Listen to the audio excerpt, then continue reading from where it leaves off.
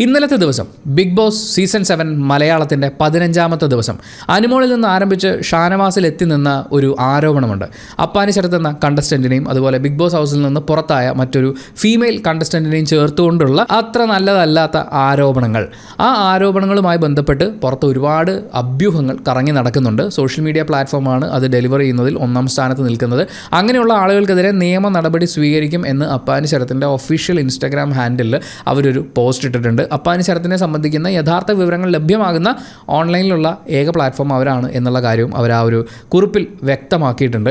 അപ്പോൾ ആവശ്യമില്ലാതെ ഒരാളെ തേജോവധം ചെയ്യുന്ന, അയാളുടെ വീട്ടിലിരിക്കുന്ന ആളുകൾക്ക് പോലും മാനസിക ബുദ്ധിമുട്ടുണ്ടാക്കുന്ന രീതിയിലുള്ള ക്യാമ്പയിനുകൾ സംഭവിക്കാതിരിക്കട്ടെ എന്ന് ഒരിക്കൽ കൂടി ആഗ്രഹിച്ചുകൊണ്ട് നമ്മൾ ഈ വീഡിയോ ഇവിടെ ആരംഭിക്കുകയാണ്. ഷാനവാസ്, ഞാൻ ഭയങ്കര ഗെയിമറാണ്, എൻ്റെ ഗെയിം ഞാൻ കണ്ടെത്തി കഴിഞ്ഞു എന്നുള്ള ആവേശത്തിൽ ഓടി നടക്കുന്ന ഒരു ദിവസം, സംഭവബഹുലമായ 15ാം ദിവസത്തിന് ശേഷം ബിഗ് ബോസ് സീസൺ 7 മലയാളത്തിൻ്റെ 16ാമത്തെ ദിവസം ആരംഭിക്കുകയാണ്. രാവിലെ തന്നെ എല്ലാവരും ഡാൻസൊക്കെ കളിക്കുന്നുണ്ട്. പതിവ് പോലെ കിച്ചണിൻ്റെ ഫ്രണ്ടിൽ കുറച്ച് ബഹളങ്ങളൊക്കെ നടക്കാനുണ്ട്. പക്ഷേ അതിനു മുമ്പ് നമ്മളൊരു ചർച്ചയാണ് കാണുന്നത്. ആ ചർച്ചയിൽ അനീഷും അക്ബറുമാണ് സംസാരിച്ചുകൊണ്ടിരിക്കുന്നത്.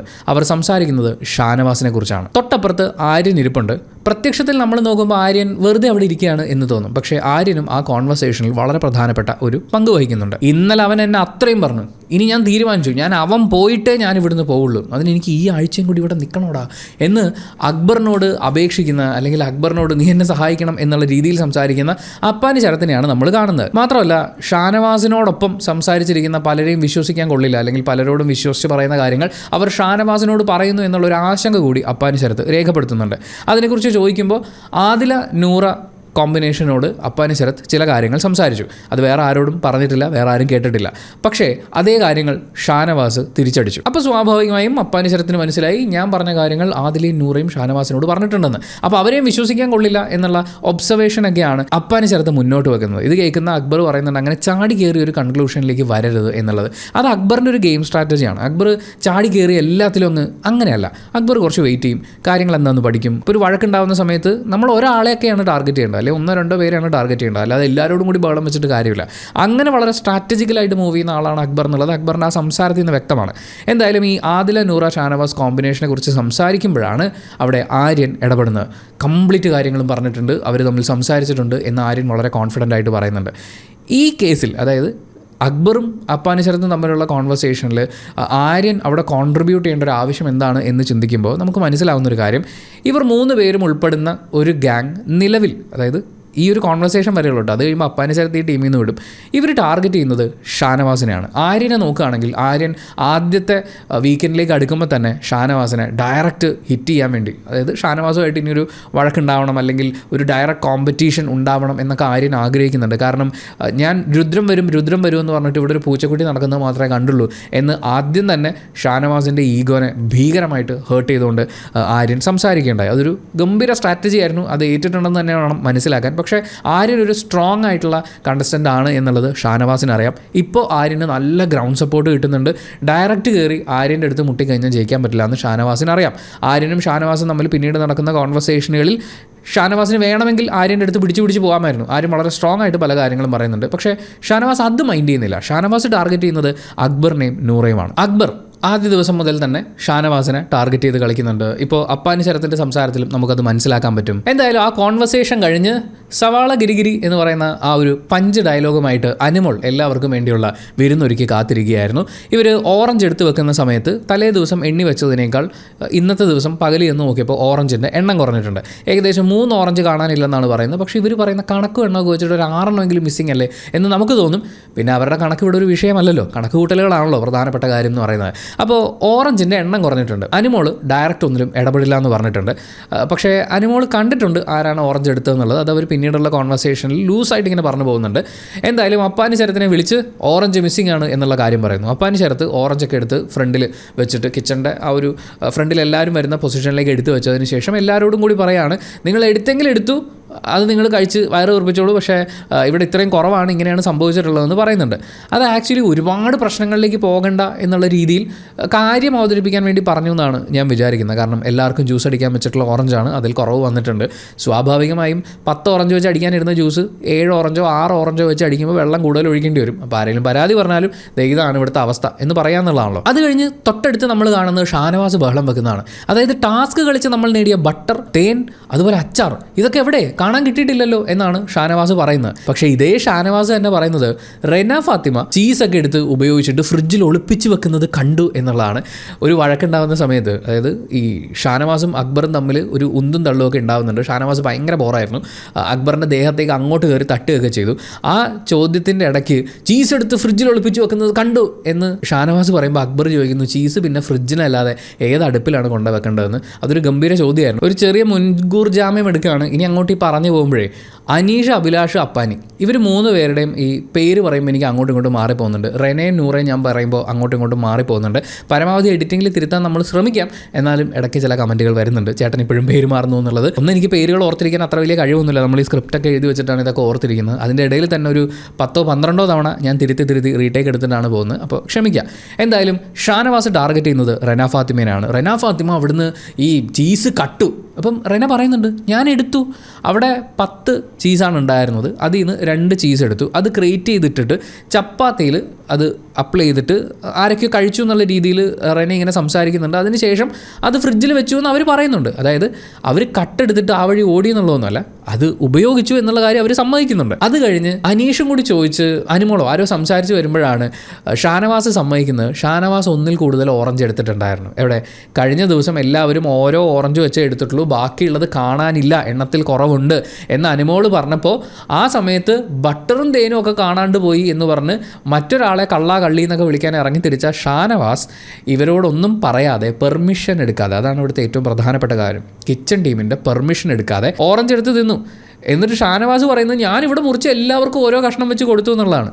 ഇതേ കാര്യം തന്നെയാണല്ലോ നെവിനും ചെയ്തത്. നെവിൻ കട്ടെടുത്ത് തിന്നുന്നു, അതിൻ്റെ ഇടയിൽ അവിടെ വരുന്ന ആളുകൾക്കൊക്കെ ഷെയർ കൊടുക്കുന്നുണ്ട്. പക്ഷേ നെവിനുള്ളതും റെന ഫാത്തിമയ്ക്കുള്ളതുമായ ഒരു വലിയ ക്വാളിറ്റി അത് ഷാനവാസിൻ്റെ കയ്യിലില്ല. ഷാനവാസ് തെറ്റ് സമ്മതിക്കില്ല. തലേ ദിവസം ജിസേലുമായിട്ടുള്ള കോൺവെർസേഷനിൽ ജിസേലിനെ അക്ബർ നോക്കിയത് മോശമായിട്ടാണ് എന്ന് പറയുമ്പോൾ ജിസേൽ ഷാനവാസിനോട് തിരിച്ചു പറയുന്നത് നിങ്ങളുടെ നോട്ടത്തിൽ ദേഷ്യമുണ്ട് എന്നാണ്. അപ്പോൾ ഷാനവാസ് പറയുന്നത് എന്തിനാണ് എൻ്റെ നോട്ടത്തിനെ കുറിച്ച് ഇവിടെ സംസാരിക്കുന്നത്, അവൻ്റെ നോട്ടത്തിനെ കുറിച്ചല്ലേ സംസാരിക്കുന്നതെന്നാണ്. ഇതേ കാര്യം റെന ഫാത്തിമ ചോദിക്കുന്നുണ്ട്, ഞാൻ കട്ടെടുത്തു നിങ്ങളും കട്ടെടുത്തില്ലേ എന്നുള്ളതാണ്. അതേ കാര്യം തന്നെ അക്ബറും ചോദിക്കുന്നുണ്ട്. പക്ഷേ ഷാനവാസ് സമ്മതിക്കില്ല. ഷാനവാസ് കട്ടു എന്ന് പറയുന്ന ആ പ്രയോഗം ഇവിടെ എല്ലാവരും ഇരിക്കുമ്പോഴാണ് ഞാൻ എടുത്ത് കഴിച്ചതെന്നൊക്കെയാണ് പറയുന്നത്. അവിടെ ആക്ച്വലി ഏറ്റവും വലിയ വീഴ്ച സംഭവിക്കുന്നത് കിച്ചൺ ടീമിൻ്റെ ഭാഗത്തു നിന്നാണ്. ബട്ടറും ഹണിയും അച്ചാറും ഒക്കെ ഇവർ ഗെയിം കളിച്ച് കിട്ടിയിട്ടുള്ളതാണ്, ഇവർക്ക് റേഷനായിട്ട് വന്നിട്ടുള്ളതല്ല.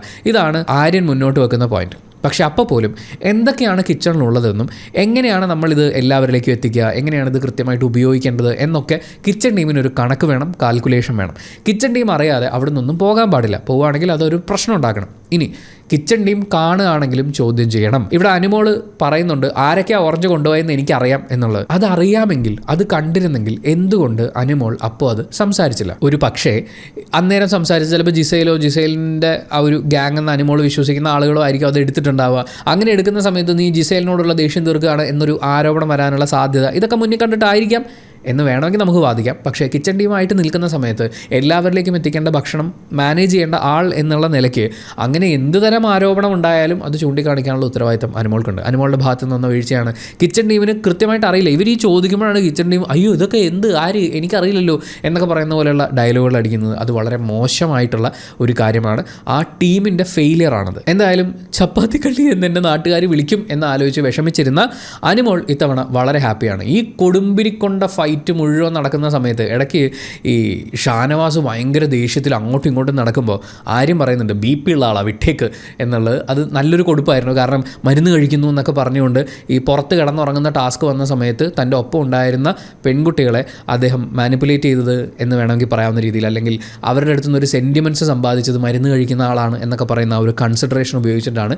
അപ്പോൾ ആര്യൻ കൊടുക്കേണ്ട സ്ഥലത്ത് നന്നായിട്ട് കൊടുക്കുന്നുണ്ട്. ഷാനവാസ് അത് കേൾക്കാഞ്ഞിട്ടൊന്നുമല്ല, പക്ഷേ ആര്യൻ്റെ അടുത്ത് ഷാനവാസ് ഇപ്പോൾ ഡയറക്റ്റ് കയറി ഹിറ്റ് ചെയ്യില്ല. സ്വന്തമായി പ്രശ്നങ്ങൾ ഉണ്ടാക്കാൻ പറ്റാതിരിക്കുന്ന അനീഷിന് വീണ് കിട്ടിയ അവസരമായിരുന്നു. അനീഷ് അത് കൃത്യമായി ഷാനവാസിനെ ചോദ്യം ചെയ്യുന്നുണ്ട്. നിനക്ക് എന്ത് യോഗ്യതയുണ്ട് എന്നാണ് ചോദിക്കുന്നത്. കാരണം ഷാനവാസ് കട്ടതാണ്, കട്ട് കഴിഞ്ഞ് അത് എല്ലാവർക്കും ഷെയർ ചെയ്തിട്ടുണ്ട് എന്നുള്ള ന്യായീകരണമൊക്കെ പറഞ്ഞുകൊണ്ട് അയാളിപ്പോൾ ക്യാപ്റ്റനല്ല. പക്ഷേ ഷാനവാസ് താനൊരു ക്യാപ്റ്റനാണ് എന്ന് പറയുന്ന ഒരു കളി നല്ലോണം എടുക്കാൻ ശ്രമിക്കുന്നുണ്ട്. അത് കൃത്യമായി ആര്യന് മനസ്സിലാവുന്നുണ്ട്. ആര്യനുമായിട്ടുള്ളൊരു കോൺവെർസേഷൻ്റെ ഇടയ്ക്ക് ആര്യം പറയുന്നുണ്ട്, നിങ്ങൾ ക്യാപ്റ്റനെ ബഹുമാനിക്കാൻ പഠിക്കൂ എന്നുള്ളത്. എന്തായാലും അനീഷ് കൃത്യമായിട്ട് ഷാനവാസിനോട് പറയുന്നു, നീ കട്ടതിന് ശേഷം നിനക്ക് കള്ളത്തരം എന്ന് പറഞ്ഞ മറ്റൊരു ആരോപണം ഉന്നയിക്കാൻ എന്ത് യോഗ്യതയാണ് ഉള്ളതെന്ന് ഇതും ഷാനവാസിനെ നല്ലോണം രാവിലെ തന്നെ ചൂടാക്കുന്നുണ്ട്. എന്തായാലും ഈ സംസാരം ഇങ്ങനെ മുന്നോട്ട് പോകുമ്പോൾ ആര്യൻ പറയുന്നുണ്ട്, വിശന്നിട്ടല്ലേ ഭക്ഷണമല്ല അത് എടുത്ത് കഴിച്ചു, അത് അത്രേ ഉള്ളൂ എന്നുള്ള രീതിയിലാണ്. പക്ഷേ അങ്ങനെ ഡീൽ ചെയ്യേണ്ട ഒരു കാര്യമല്ല. കൃത്യമായ റേഷനിൽ നിന്നുകൊണ്ട് ഇതിപ്പോൾ എന്താ പ്രശ്നം എന്നറിയോ, ഇപ്പം ഇത്രയും ഓറഞ്ച് ബാക്കിയുണ്ട്, അപ്പോൾ അത് വെച്ചിട്ട് എന്തെങ്കിലും ഒരു പരിപാടി അവർക്ക് ചെയ്യാൻ പറ്റുമായിരിക്കും. പക്ഷേ കൃത്യമായി ആൾക്ക് എണ്ണി വെച്ചിട്ടുള്ള ഓറഞ്ച് ആയിരുന്നു എന്ന് വിചാരിക്കും. ഏറ്റവും അവസാനം വരുന്ന ഒന്നോ അതിലധികമോ ആളുകൾക്ക് ഓറഞ്ച് കിട്ടിയില്ല എന്ന് വിചാരിക്കും. ബാക്കി എല്ലാവർക്കും കിട്ടി, അവർക്ക് കിട്ടിയിട്ടില്ല, അവർ വിശന്നാണ് ഇരിക്കുന്നതെന്ന് വിചാരിക്കും. അപ്പോൾ അതൊരു പ്രശ്നമാണ്. അപ്പോൾ ഈ പറയുന്ന ടീമുകളുടെ എല്ലാം പരാജയം കൃത്യമായി അവിടെ ചോദ്യം ചെയ്യപ്പെടും. ക്യാപ്റ്റൻ അന്നേരം ഇങ്ങനെ ആയിരിക്കില്ല അവിടെ റെസ്പോണ്ട് ചെയ്യുക. അത് കഴിഞ്ഞ് ആര്യൻ ഷാനവാസിനെ മാറ്റി നിർത്തിയിട്ട് സംസാരിക്കുന്നുണ്ട്. ഈ പറഞ്ഞ സാധനങ്ങളൊക്കെ നമുക്ക് ഗെയിം കളിച്ച് കിട്ടിയണമെന്നാണ്, അത് റേഷനിൽ കിട്ടിയതല്ല എന്ന്. അപ്പോഴും ഷാനവാസ് ഷൗട്ട് ചെയ്യുകയാണ്. അപ്പോൾ ആര്യൻ പറയുന്നത്, മര്യാദയ്ക്ക് സംസാരിക്കേട്ടാ, ഞാൻ ശബ്ദം താഴ്ത്തിയല്ലേ സംസാരിക്കുന്നത്. അങ്ങനെ ആര്യൻ സംസാരിക്കാൻ ശ്രമിക്കുന്നുണ്ടെങ്കിലും അതും ഇതും എന്ന് പറഞ്ഞിട്ട് ഷാനവാസ് പെട്ടെന്ന് അങ്ങ് പോവാണ്. അപ്പോൾ ആര്യന് ദേഷ്യം വരുന്നുണ്ട്. ആര്യൻ പറയുന്നുണ്ട് ക്യാപ്റ്റനെ ബഹുമാനിക്കാൻ പഠിക്കുന്നു. അത് കഴിഞ്ഞിട്ടും ഷാനവാസ് വിട്ടില്ല. വീണ്ടും റെനയുടെ അടുത്തേക്ക് പോവാണ്. കാരണം റെനയും അക്ബറും ഇവരിൽ ആരെങ്കിലും ഭയങ്കരമായിട്ട് ഷൗട്ട് ചെയ്ത് മുന്നോട്ട് വരിക, അവരെ അങ്ങോട്ട് ഇറിറ്റേറ്റ് ചെയ്യുക, ഇതൊക്കെയാണ് ഷാനവാസിൻ്റെ ടാർഗറ്റ്. അപ്പം റെന തിരിച്ചു ചോദിക്കുന്നത്, ഞാൻ ഒരെണ്ണം എടുത്തു, ഇനിയിപ്പോൾ വേറൊരാൾക്കും കൂടി കൊടുത്തു, ഞാൻ 2 എണ്ണം എടുത്തു, ബാക്കിയുള്ള 8 ചീസ് എവിടെ എന്നുള്ളതാണ് ചോദിക്കുന്നത്. അതെവിടെ എന്ന് ഷാനവാസും ചോദിക്കുന്നുണ്ട്. ഇത് അങ്ങോട്ടും ഇങ്ങോട്ടും ഇവർ രണ്ടുപേരും കട്ടു, രണ്ടുപേരും ചെയ്തത് തെറ്റ് തന്നെയാണ്. പക്ഷേ ഒരാളത് അംഗീകരിക്കുന്നുണ്ട്, ഞാനാണിത് ചെയ്തത്, മറ്റേ ആൾ തെറ്റ് അംഗീകരിക്കുന്നില്ല. അതാണ് ഇവിടുത്തെ പ്രശ്നം. ആ പ്രശ്നം കൃത്യമായി ചൂണ്ടിക്കാണിച്ചുകൊണ്ട് അക്ബർ എണീറ്റ് വരുന്നുണ്ട്. നിങ്ങൾ മാന്യത കാണിക്കണം, ആ കുട്ടി അവൾ എടുത്തത് പറഞ്ഞല്ലോ, നിങ്ങളത് പറഞ്ഞില്ല, സമ്മതിച്ചില്ല, അതാണ് മാന്യത എന്നുള്ള ഒരു കാര്യം പറയുമ്പോഴേക്കും ഷാനവാസ് നേരെ പോകുന്നത് ഫസ്റ്റ് ദിവസം സംഭവിച്ച ഷാനവാസിൻ്റെ പിന്നീടുള്ള കോൺവെർസേഷനിൽ നമുക്ക് മനസ്സിലാവും. ആദ്യത്തെ സമയത്ത് അനുമോളുമായിട്ട് വഴക്കിട്ട സമയം മുതൽ ഷാനവാസ് ഇങ്ങനെ നോക്കി വെച്ചിരിക്കുക. ഓരോ കാര്യങ്ങളും പുള്ളിയുടെ ഉള്ളിൽ ഇങ്ങനെ കിടപ്പുണ്ട്. അതിൻ്റെ എല്ലാ ദേഷ്യവും പുള്ളി പയ്യെ പ്രകടിപ്പിച്ചുകൊണ്ടിരിക്കുകയാണ്. അപ്പോൾ അക്ബറിനെ കുറ്റപ്പെടുത്താൻ വേണ്ടി അദ്ദേഹം കണ്ടെത്തുന്നത്, നിൻ്റെ മാന്യത എന്താണെന്നുള്ളത് കഴിഞ്ഞ ആഴ്ച മുഴുവൻ നീ മാപ്പ് പറഞ്ഞ് നടന്നപ്പോൾ മനസ്സിലായി എന്നുള്ളതാണ്. അത് ഓൾറെഡി അയാളുടെ ഭാഗത്തുനിന്നൊരു തെറ്റുണ്ടായി, തനിക്ക് തെറ്റാണ് സംഭവിച്ചത് എന്ന് തിരിച്ചറിഞ്ഞ് അയാൾ മാപ്പ് പറയുകയും തെറ്റ് ആവർത്തിക്കില്ല എന്ന് പ്രതിജ്ഞ ചെയ്യുകയും ഒക്കെ ചെയ്തിട്ടുള്ളതാണ്. ഒരു തെറ്റ് പറ്റിയെന്ന് മനസ്സിലായി കഴിയുമ്പോൾ അത് തിരിച്ചറിഞ്ഞ് മാപ്പ് പറയുക എന്നുള്ളതാണ് മാന്യത. അങ്ങനെ നോക്കുമ്പോൾ അക്ബർ ഇവിടെ മാന്യനാണ്. പക്ഷേ തെറ്റ് ചെയ്തിട്ടും അത് അംഗീകരിക്കാതെ ബഹളം വെച്ച് ബാക്കിയുള്ളവരുടെ കുറ്റം കണ്ടെത്താൻ ശ്രമിക്കുന്ന ഷാനവാസാണ് അക്ബറിനോട് മാന്യതയെക്കുറിച്ച് ക്ലാസ് എടുക്കാൻ വേണ്ടി ചെല്ലുന്നത്. അവർ അങ്ങോട്ടും ഇങ്ങോട്ടും മുന്തി തള്ളിയൊക്കെ നിന്ന് ഷാനവാസ് അക്ബറിൻ്റെ ദേഹത്ത് അങ്ങോട്ടേക്ക് ചെന്ന് പുഷ് ചെയ്യുന്നുണ്ട്. അത് വളരെ മോശമായിപ്പോയി. എന്തായാലും അനീഷ് അവർക്ക് രണ്ടുപേർക്കും ഇടയിൽ കയറി രണ്ടുപേരും അകലം പാലിച്ച് നിൽക്കൂ എന്ന് പറയുന്നുണ്ട്. അത് കഴിഞ്ഞ് വെറുതെ റെസ്റ്റ് എടുത്തുകൊണ്ടിരിക്കുകയായിരുന്ന രേണുവിനെ നമ്മുടെ അപ്പാനി ശരത്ത് എന്ന് ശല്യം ചെയ്യുന്നുണ്ട്. പുള്ളി അവിടെ ചെന്ന് രേണുവിനെ വിളിച്ച് പുറത്ത് കൊണ്ടുവന്നിരുത്തിയ ശേഷം എനിക്ക് കുറച്ച് സംസാരിക്കാനുണ്ടെന്ന് പറഞ്ഞ്, പക്ഷേ ഞാൻ തമാശയ്ക്ക് പറഞ്ഞാണ് വിളിച്ച് ശല്യം ചെയ്തു എന്ന്. ആക്ച്വലി പുള്ളി ചെയ്തത് വളരെ നല്ലൊരു കാര്യമായിട്ട് തോന്നി. കാരണം രേണുവിന് അവിടെ പ്രത്യേകിച്ച് ഗെയിമൊന്നുമില്ല. ഇന്ന ആളുടെ കൂടെ നിൽക്കണം, ഇന്ന ആളോട് ഇന്നത് പോയി പറയണം, അങ്ങനെ മറ്റൊരു കുറ്റപ്പെടുത്തൽ പരിപാടികളോ അങ്ങനെയുള്ള ടാർഗറ്റിംഗ് പരിപാടിയൊന്നുമില്ല. രേണുവിന് സത്യത്തിൽ അവിടെ ഒരു ഗെയിമുമില്ല. അങ്ങനെ ഇരിക്കുന്ന രേണുവിനോടാണ് മനസ്സിലുള്ള വിഷമങ്ങൾ തുറന്നു പറയാൻ ഏറ്റവും പറ്റിയത്. ഒരു പക്ഷേ അങ്ങനെ തുറന്നു പറയുമ്പോൾ ഒരു കുറ്റപ്പെടുത്തൽ കേൾക്കുകയോ അല്ലെങ്കിൽ പിന്നീട് ജഡ്ജ് ചെയ്യുകയോ കൂട്ടത്തിലിരിക്കുമ്പോൾ അതൊരു കഥയായി പറയുകയോ ഒന്നും ചെയ്യാൻ സാധ്യതയില്ലാത്ത ആൾ എന്നുള്ള നിലയ്ക്ക് രേണുവിനെ സെലക്ട് ചെയ്തത് ഒരു നല്ല ചോയ്സായിരുന്നു. എന്തായാലും രേണുവിൻ്റെ അടുത്ത് ചെന്ന് തൻ്റെ ഭാര്യയും കുടുംബമാണ് തനിക്ക് വലുത് എന്നുള്ളതും, ബിൻസി ഇവിടുന്ന് പോകുന്ന സമയത്ത് അത് ഏത് കണ്ടസ്റ്റൻറ്റ് പോയാലും ഞാൻ കരയും, പക്ഷേ ഷാനവാസ് പോയാൽ ഞാൻ കരയില്ല എന്ന് അപ്പാനി ശരത്ത് പറയുന്നുണ്ട്. അപ്പം നീ ഇതൊന്നും ആലോചിച്ച് വിഷമിക്കാതെ നിൻ്റെ ഗെയിമിൽ ഫോക്കസ് ചെയ്യൂ എന്ന് രേണു ഉപദേശിക്കുന്നുണ്ട്. 2 കാര്യങ്ങളാണ്. ഒന്ന്, രേണുവിൻ്റെ അടുത്ത് എന്നൊരാൾ സംസാരിക്കുമ്പോൾ രേണു അത് കേൾക്കുകയും നീ നന്നായിട്ട് കളിക്കൂ എന്ന് പറയുന്ന ഒരു കാര്യം സംസാരിക്കുന്നു എന്നുള്ളത് അതെനിക്ക് കുറച്ച് പോസിറ്റീവായിട്ട് തോന്നി. 2, ശരത്തിൻ്റെ ഭാഗത്ത് ഇപ്പം ഷാനവാസും അനുമോളും ഒക്കെ പറഞ്ഞിട്ടുണ്ടായിട്ടുള്ള ആ ഒരു നെഗറ്റീവ് സംഭവം അതെന്താണ് എന്ന് പ്രേക്ഷകരോടും അതുപോലെ സ്വന്തം ഫാമിലിയോടും കമ്മ്യൂണിക്കേറ്റ് ചെയ്യാൻ വേണ്ടിയിട്ടുള്ള ഒരു അവസരമായിരുന്നു. അത് ടെലികാസ്റ്റ് ചെയ്തു ഈ 1 മണിക്കൂർ എപ്പിസോഡിൽ എന്നുള്ളത് തീർച്ചയായും ഒരു നല്ല കാര്യമാണ്. എന്തായാലും നമ്മളിത് സംസാരിക്കണ്ടല്ലേ, ഞാനിത് സംസാരിക്കൂല എന്നൊക്കെ പറഞ്ഞിട്ടാണ് അപ്പാനി ശരത്ത് എണീറ്റ് പോകുന്നത്. ഈ അപ്പാനി ശരത്തിൻ്റെ മാത്രമല്ല, ഈ ഗെയിമിൽ ഈ ഗ്രൂപ്പ് കളിക്കുന്ന ആളുകൾക്കൊക്കെ സംഭവിക്കുന്ന ഒരു പ്രശ്നം എന്ന് വെച്ചാൽ ഇവർ ഈ പറഞ്ഞത് ഇവർക്ക് പാലിക്കാൻ പറ്റില്ല. അതായത് ഗ്രൂപ്പിലിരിക്കുമ്പോൾ ഇവരൊരു കാര്യം പറഞ്ഞു, പക്ഷേ ആ കാര്യം അവർക്ക് മൊത്തത്തിൽ പാലിക്കാൻ പറ്റില്ല. ഇപ്പോൾ അനുമോളും ശൈത്യയും നോക്കിക്കോളൂ. ശൈത്യ ആ ഗ്രൂപ്പിലിരിക്കുമ്പോൾ പറയുന്നത് അവർക്ക് പുറത്തിറങ്ങുമ്പോൾ അതുപോലെ തന്നെ ചെയ്യാൻ പറ്റില്ല. അവരവിടെ കുറച്ച് കാര്യങ്ങളൊക്കെ മാറ്റി പറയും. ഇവിടെ ഷാനവാസ് പോയിട്ടേ ഞാൻ പോവുള്ളൂ എന്നൊക്കെ പറഞ്ഞ് ഷാനവാസിനോടൊരു ശത്രുതയും അതുപോലെ ഒരു വെല്ലുവിളിയും കാര്യങ്ങളൊക്കെ നടത്തുന്ന, ഞാൻ അയാളോടൊന്നും പോയി സംസാരിക്കില്ല എന്നൊക്കെയുള്ള രീതിയിൽ സംസാരിക്കുന്ന ഇതേ അപ്പാനി ശരത്ത് ഷാനവാസിൻ്റെ പുറകെ നടന്നാണ് മാപ്പ് പറയുന്നത്. എന്തായാലും അത് കഴിഞ്ഞ് പണിപ്പുര ടാസ്ക് ആരംഭിക്കുകയാണ്. ഒറ്റ തവണ പണിപ്പുരയെ പോകാൻ പറ്റുള്ളൂ. അതുകൊണ്ട് കിട്ടുന്ന ടാസ്കിലൊക്കെ നന്നായി പെർഫോം ചെയ്യുക എന്നുള്ളത് എല്ലാവരുടെയും ഉത്തരവാദിത്തമാണ്. 2 ടീമായി തിരിച്ചുകൊണ്ട് ആദ്യത്തെ മത്സരം വളരെ നല്ലതായിരുന്നു. അതിൽ ഈ ടീമായി തിരിച്ചത് ബിഗ് ബോസ് ആണ് എന്നുള്ളതുകൊണ്ട് അത് നല്ലൊരു പ്ലാൻ തന്നെയായിരുന്നു. അതായത് അത്ര വിസിബിലിറ്റി കിട്ടാത്ത ആളുകളെ അവർ ഒരു ടീമിലാക്കി, അതുപോലെ തന്നെ കുറച്ച് ശത്രുതയുള്ള ആളുകളെ പ്രശ്നം പരിഹരിച്ച് അവർ മുന്നോട്ട് പോട്ടെ എന്ന് വിചാരിച്ചിട്ടോ അതോ കുറച്ചും കൂടി മൂക്കട്ടെ എന്ന് വിചാരിച്ചിട്ടാണോ എന്നറിയില്ല, ഒരുമിച്ചാക്കിയിട്ടുണ്ട്.